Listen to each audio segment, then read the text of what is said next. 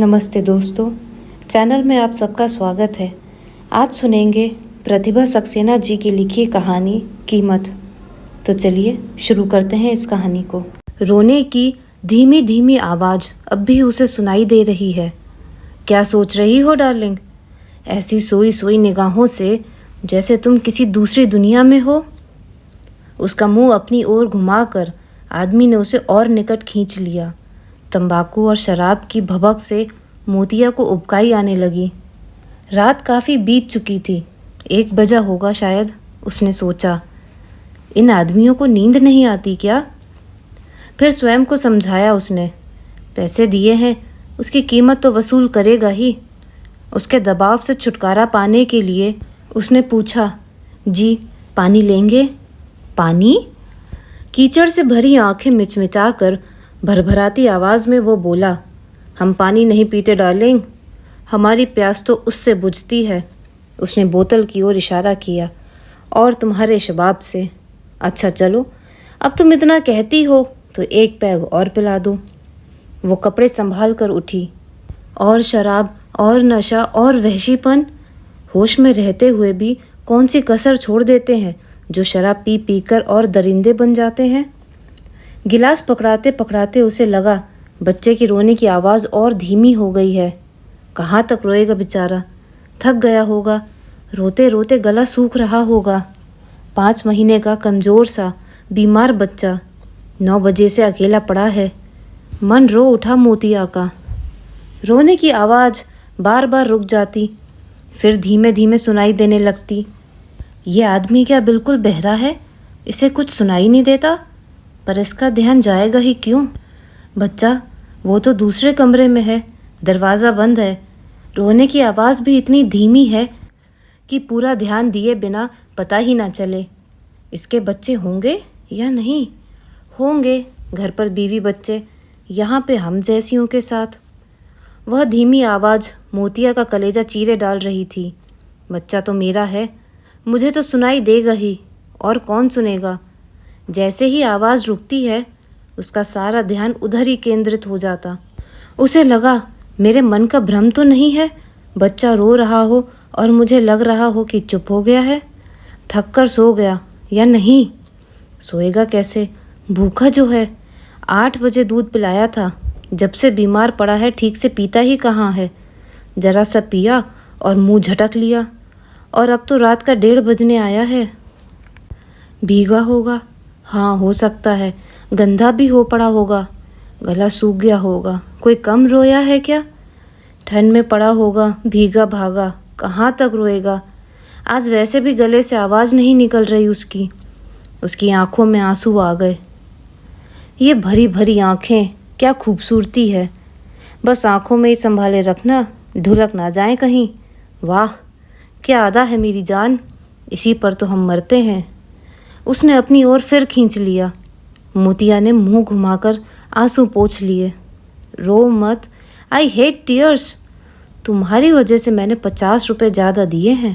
बिल्कुल नई नई आई हो ना अभी, और लगती भी एकदम नई हो, नहीं तो 100 रुपये कुछ कम नहीं थे। और मेरी जान, हमारे साथ हो, मौज करो। ये रोना क्यों आ रहा है?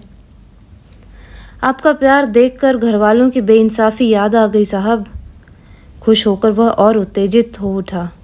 मोटी मोटी उंगलियों का दबाव असहनीय हो उठा। पर 125 रुपये बहुत होते हैं, 25 तो होटल वाला रखेगा।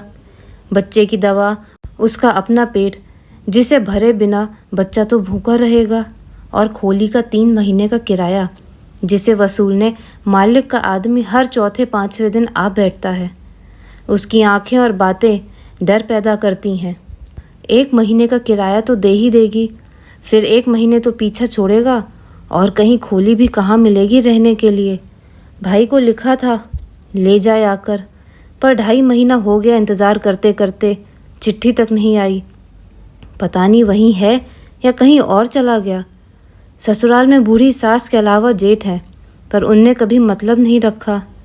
यहीं रहना है मोतिया को तो कोई काम ढूंढ लेगी। शुरू में 4-6 दिन पास पड़ोसियों ने पूछा, पर वे भी कितना करते। सबके अपने अपने रोने, खोली के बाहर नए नए चेहरे दिखाई देने लगे हैं। उसे देखकर मुस्कुराते हैं, गाते हैं। किससे कहे मोतिया, बच्चे को लेकर चुपचाप पड़ी रहती है। हमें खुशी चाहिए, पैसे दिए हैं मुंह लटकाने के लिए नहीं। वो मुस्कुरा दी। शराब का भभका जैसे सिर में चढ़ा जा रहा है। वो मुंह घुमाती है पर मोटा सा हाथ उसका मुंह अपनी ओर घुमा लेता है। सांस लेना मुश्किल हो रहा है, दम घुटा जा रहा है। वो अपना सिर एक ओर करने की कोशिश करती है। दूर दूर क्यों भागती हो मेरी जान, बस यूं लेटी रहो। होंठों पर थूक लगा है, गाल चिपचिपा रहे हैं। बाँह उठाकर वह पोंछ लेती है। ठीक से सांस भी नहीं लेने देता। लगता है सो गया। उसने अलग होने की चेष्टा की तो और जकड़ लिया। रोने की आवाज़ धीमी होकर रुक गई। क्या बात है डार्लिंग? कुछ नहीं। फिर इतनी ठंडी क्यों हो? एक पैग ले लो, सब दुरुस्त हो जाएगा। मौज करो मेरे खर्चे पर। वो उसके मुंह से लगना चाहता है। मोतिया ने फिर मुंह फेर लिया। हम नहीं पीते साहब, कभी नहीं पी, आदत ही नहीं है। मोतिया का पेट भूख के मारे ऐंठ रहा है। तुम्हारा आदमी तो पीता होगा। उसकी बात मत करिए साहब। उसकी बात? वो होता तो ये नौबत क्यों आती? कैसे चाव से लाया था इस शहर में। 2.5 साल ही तो हुए थे ब्याह को। क्या मालूम था दंगे में गोली उसी को लगेगी। उसे तो पता भी नहीं था कपड़े लेकर कहाँ कहाँ फेरी लगाने जाता। मंदिर और मस्जिद के बीच की जगह थी। एकदम झगड़े की आवाज़ें आने लगीं। भगदड़ मच गई। फटाफट दुकानें बंद होने लगीं। ईंट पत्थर, छुरेबाजी, मारकाट और फिर गोलियां चलने लगीं। एक गोली आकर सिंभू मोतिया के घरवाले को लगी। पड़ोस के बिंदेसरी ने बताया था सिंभू उस मोहल्ले में अक्सर फेरी लगाने जाता है। 2 दिन तो कुछ पता नहीं चला, और पता चला तो रोती कलपती मोतिया 3 महीने के बच्चे को लेकर पहुंची। हाथ आई चीरी कटी लाश जो पहचानी भी नहीं जा रही थी। पर रोने पीटने से आदमी तो जिंदा नहीं होता। साहब, हमें तो आपके लिए लग रहा है घर पर किसी ने खाली पेट पीने को मना नहीं किया। बस बस, अब खाली पेट नहीं, कुछ खाने को मंगाओ, खाओ तब। अरे तो तुम भी खाओगी? वो खुश होकर बोला। खाली पेट तो बस रोना आएगा, फिर बच्चे का पेट भी तो भरना है। हाँ हाँ, आपका साथ फिर कौन देगा? अच्छा लो, अभी मंगाता हूँ। फ़ौरन बैरे को ऑर्डर दिया। 2 प्लेट बढ़िया खाना फ़ौरन लेकर आओ। वो खाना खाती है, खाती भी है, खिलाती भी है। वो खुश हो रहा है। मोतिया उसके चेहरे को देखती है। लाल लाल आँखें, चारों ओर कालिख। देखकर मन खराब हो गया। चलो थोड़ी देर और सही, अब तो पेट भरा है, कहाँ तक नहीं सोएगा। आज छुट्टी मिल जाए बस, बच्चे को संभाल लेगी। बस कल उसकी दवा और दूध की बात है, फिर तो कहीं काम ढूंढ लेगी। चौका बर्तन कुटना पिसना सब करेगी। इस होटल में कभी नहीं आएगी। होटल वाला तो कब से बुला रहा था, वही तैयार नहीं होती। पर भूख और बच्चे की बीमारी ने लाचार कर दिया। तब मजबूर होकर खुद आई। बच्चे को हर कीमत पर जिंदा रखना है। चल, अकल तो आई तुझे, होटल वाले ने कहा था। बच्चे को पास के स्टोर में सुलाने की व्यवस्था भी कर दी थी। आ जाया कर मोती, किसी को नहीं पता चलेगा, आखिर को जिंदा तो रहना है। अचानक मोतिया को बड़ा सन्नाटा लगने लगा। कान लगाकर सुना, नहीं नहीं, आवाज़ नहीं आ रही है। सो गया? थककर चुप हो गया। शायद रोते रोते गला बिल्कुल बैठ गया। आवाज़ बिल्कुल नहीं सुनाई दे रही।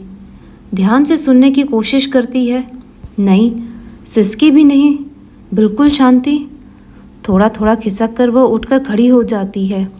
कहीं चेत ना जाए, नहीं तो फिर टूट पड़ेगा जानवर की तरह। जानवर भी ऐसे नहीं होते, गिद्ध है गिद्ध। आदमी ने करवट बदली, मुंह खुल गया, लार बह चली। घिनाकर मोतिया परे हट गई। स्थूल शरीर, विकृत चेहरा, घृणा हो आई उसे। भरभराती आवाज़ आई, कहाँ चली मेरी जान? बड़ा जुल्म किया है साहब, अंग अंग चटक रहा है। आप तो बड़े, अब क्या कहें, शर्म आती है। हूँ, आदमी पर सुस्ती छाई है। तुम बहुत अच्छी हो, चलो आज तुम्हारी छुट्टी। फिर कब? अरे साहब, आप जब कहें दौड़ कर आऊँगी। फिर हिम्मत कर बोली, तो अब आप आराम कीजिए। उसने रुपए उठाए और दरवाज़ा खोलकर भागी।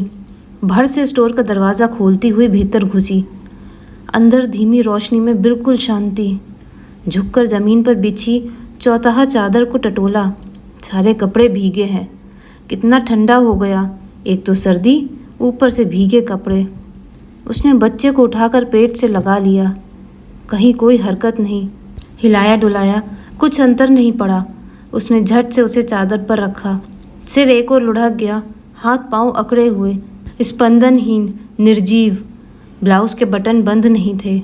कंधे का स्ट्रैप खुलकर नीचे लटक आई ब्रा, फूलकर उभर आए नीले नीले निशान दिख रहे हैं। ढीली से पेटीकोट में घुरसा साड़ी का एक कोना, बाकी देहरी के बाहर घिसटती पड़ी हुई। रुपए हाथ से गिरकर बिखर गए। वो आंखें फाड़े बच्चे की लाश को घूरे जा रही है। आप लोग सुन रहे थे प्रतिभा सक्सेना जी की लिखी कहानी कीमत। फिर मिलते हैं एक और नई कहानी के साथ।